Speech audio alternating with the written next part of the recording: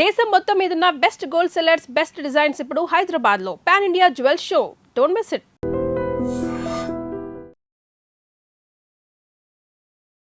Welcome to I dream. నేను ఉదయశ్రీ. కేరళలో ఒక ఏడాదిన్నర బాబుని తల్లే ప్రియుడి మోజులో పడి తన భర్త మీద ఉన్న కోపం అంతా చూపిస్తూ తీవ్ర చిత్రహింసలకు గురి చేసింది. ఆ బాబు మొత్తం కట్లతో ఉన్న వీడియో సోషల్ మీడియాలో వైరల్ అవుతుంది. అది చూస్తే ఎవరి గుండెలైనా ఇట్లా పగిలిపోయేలా బాధపడుతూ ఉన్నారు. కానీ ఆ తల్లి ఎలా చేయగలిగింది? 9 నెలలు ఆ బాబుని కని మోసి పెంచి, అసలు ఇదే ఇవాల్టి టాపిక్. అసలు కన్న తల్లులు ఎందుకు ఇంత క్రూయల్గా మారిపోతూ ఉన్నారు? ఇదేమన్నా సైకలాజికల్ ప్రాబ్లమా? ఎందుకు ఇలా జరిగింది? ఈ కేసులో మనతో మాట్లాడడానికి సైకాలజిస్ట్ విజయా సింగం గారు ఉన్నారు. స్టూడియోలో మాట్లాడదాం. నమస్తే అండి. నమస్తే మేడం. అంటే ఈ ప్రపంచంలో అన్ని కల్తీ అయిపోయినాయి, కానీ తల్లి ప్రేమ మాత్రము ఎప్పటికీ స్వచ్ఛమైంది అని అనుకుంటాం.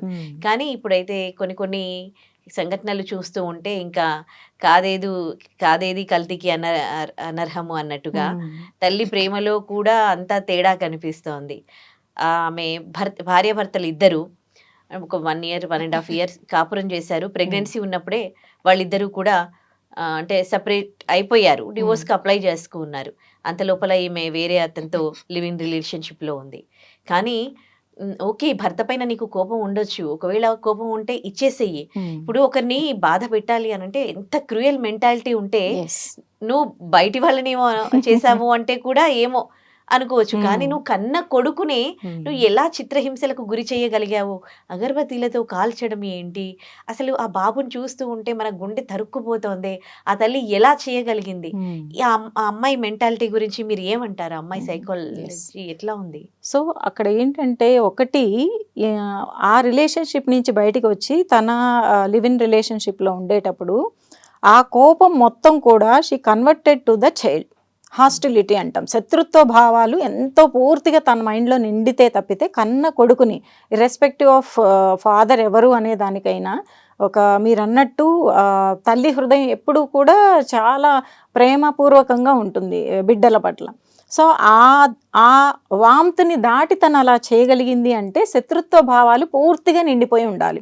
అంటే ఆ భర్తతో తన రిలేషన్షిప్ ఎలా ఉంది అనే దాన్ని తను పూర్తిగా పరిగణనలోకి తీసుకొని భర్త మీద చూపించలేనిది బిడ్డ మీద చూపించడం ద్వారా అతను ఆ చిన్న బిడ్డ 1.5 year ఉన్నటువంటి బిడ్డ ఎంత టార్చర్కి గురైతే రేపు పొద్దున చూసి ఆ భర్త అంత తీసుకొని కుళ్ళి బాధపడాలి అనేటువంటి ఒక కంటెంట్ తన మైండ్లో ఉండుంటుంది. ఆ శత్రుత్వ భావాలు నేను ఇలా చూపిస్తే తనకేంటంటే అక్కడ ఒక సైకో కైండ్ ఆఫ్ బిహేవియర్ అక్కడ సాటిస్ఫై అవుతుంది అన్నట్టు. కాదు అంటే ఇది ఒక్కటే ఈ కేసులో అనుకుంటే ఇట్లా చాలా కేసులలో కూడా తల్లులు పిల్లల్ని చాలా టార్చర్ కి గురి చేస్తూ ఉన్నారు, చంపేస్తూ ఉన్నారు కూడా. ఒక రకంగా ఇది ప్రియుడి మోజులో పడి ఇంకొక అట్రాక్షన్ లో పడి వీళ్ళు కన్న పిల్లలకి హామ్ చేస్తూ ఉన్నారా, లేకపోతే నిజంగా శత్రుత్వమే ఇక్కడ ప్లే చేస్తుందా వాళ్ళని అట్లా చంపడానికి, చిత్రహింసలకి గురి చేయడానికి? ఓకే, ఇక్కడ మనము ఒక సైకలాజికల్ డిజార్డర్ గా చూసుకున్నట్టయితే అది సైకోసిస్ అంటారన్నమాట. Completely distorted behaviour, distorted thinking. అంటే వాళ్ళు ఏం చేస్తున్నారు అనేది వాళ్ళ కంట్రోల్లోనే ఉండదన్నమాట. కంప్లీట్లీ అది ఒక క్లినికల్ కండిషన్లో ఉంటారు వాళ్ళు. సో ఇది బ్రెయిన్లో ఏంటంటే వాళ్ళు కెమికల్ ఇంబ్యాలెన్సెస్ వల్ల అది రావచ్చు సైకోసిస్ అనేది. మీరు అన్నట్టు కొంతమంది పిల్లల్ని తల్లులే నెట్టేసి కొట్టేసి చంపేసినటువంటి మనం అంతకుముందు చూసామన్నమాట. కొన్ని వీడియోలు ఎవరో తీసి వాటిల్ని మనం పబ్లిక్గా పోస్ట్ చేస్తే కూడా మనం చూస్తూ ఉన్నాం. ఇదేంటి అంటే పోస్ట్ పార్టం అంటాం. అంటే డెలివరీ తర్వాత మదర్స్కి వచ్చేటువంటి కొన్ని స్టేజెస్ ఉంటాయి అన్నమాట. అందరికీ అన్నీ రావాలని లేదు, ఒక్కొక్కళ్ళకి కొన్ని క్రాస్ అవుతూ ఉంటారు, ఒక్కొక్కళ్ళు ఓవర్కమ్ చేసుకుంటూ ముందుకు వస్తారు. అన్ని సిమ్టమ్స్ అందరిలో ఉండాలని లేవన్నమాట.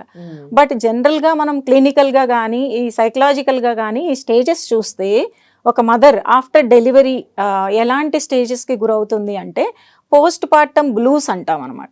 అంటే కళ్ళల్లో నీళ్లు కారిపోతూ తెలియకుండానే ఏడుపు వస్తూ ఉంటుంది, ఏడ్చేస్తూ ఉంటారన్నమాట.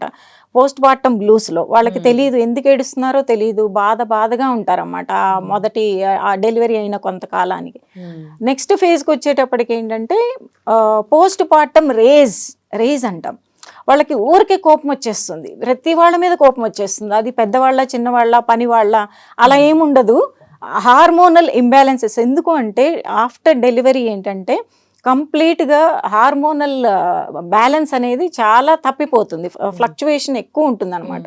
అండ్ బాడీలో కూడా చాలా చేంజెస్ వస్తాయి. ఆఫ్టర్ ద డెలివరీ బేబీ గురించి మన బాడీని కంప్లీట్గా మారిపోతుంది.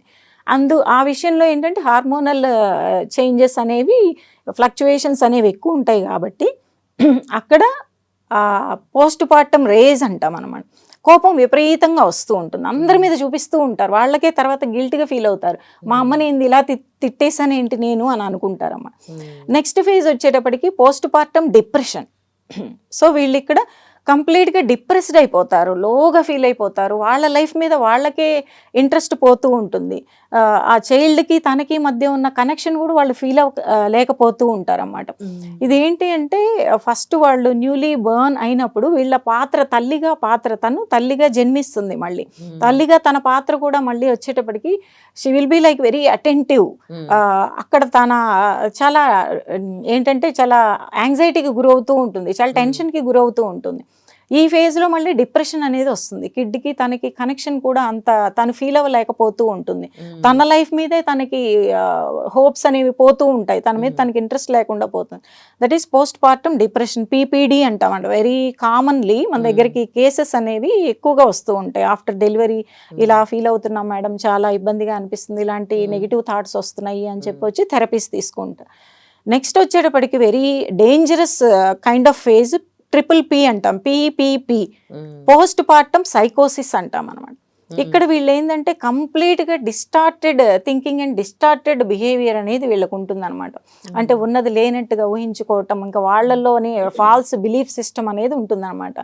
వాళ్ళు ఇంకా ఆ కండిషన్లో పిల్లల్ని ఇసిరేసేయటం, తోసేయటం, కొట్టి పడేయటం, ఇసిరి పడేయటం, గోడలకి ఎట్లా దెబ్బలు తగులుతున్నాయి, పిల్లలు ఎలా ఏడుస్తున్నారు, వాడు నా పిల్లాడా, నేను తల్లినా, ఇలాంటివి ఏమీ ఉండదు అనమాట వాళ్ళకి.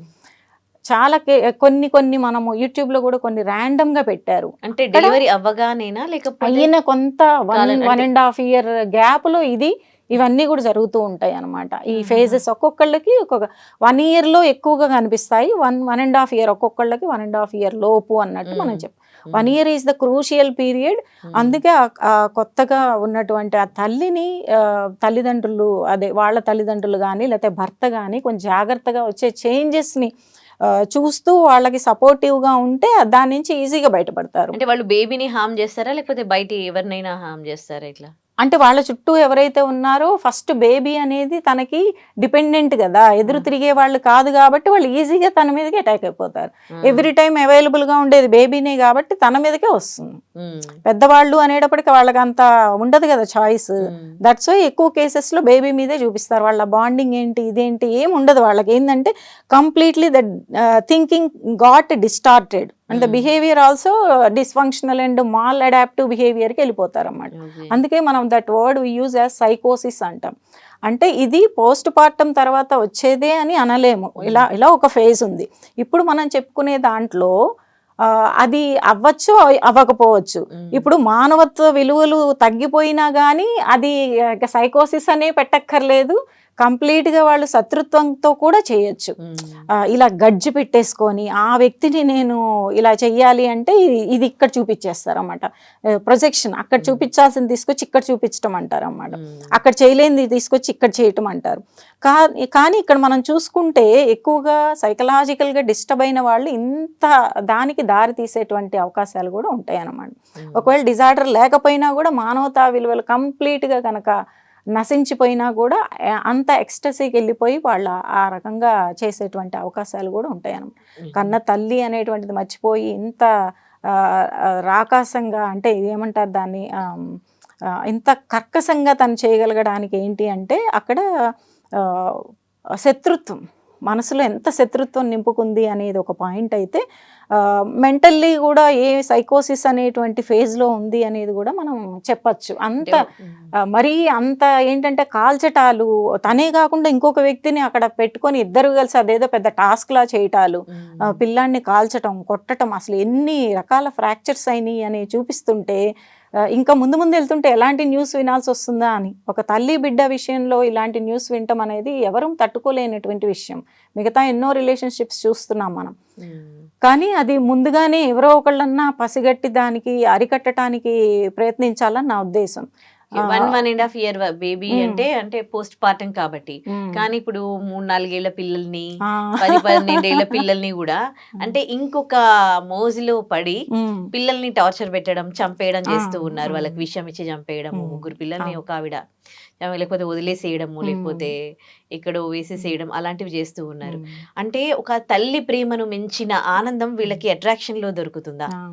అది నేనంటే. సో అక్కడ మనం వచ్చేటప్పటికి ఒక విలువలు అనేవి కోల్పోయినటువంటి వ్యవస్థలో వాళ్ళు ఉంటారు పూర్తిగా. అంటే ఈ సమాజం ఏంటి అనేది నాకు అవసరం లేదు, ఎదుటి వాళ్ళు ఏమనుకుంటారనేది నాకు అవసరం లేదు. అలాగే వాళ్ళ లోపల కూడా గిల్ట్ ఉంటుంది, కానీ దాన్ని దాటి బయటకు వస్తారు వాళ్ళు.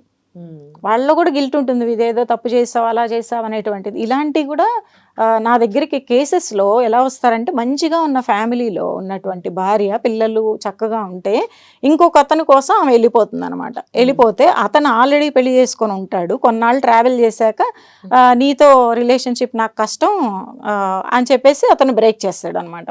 బ్రేక్ చేసేటప్పటికి మళ్ళీ వెళ్ళిపోయి ఆమె తాగి ఆల్కహాల్ ఎడిక్ట్ అయిపోయి పూర్తిగా మళ్ళీ ఎవరైతే వదిలేశారో అతని తమ్ముడు ఆ అమ్మాయిని చూసుకుంటూ ఆల్కహాల్ తెచ్చి పెడుతూ ఉండాలన్నమాట. ఆమెకు బతకలేదు ఇంకా అది లేక.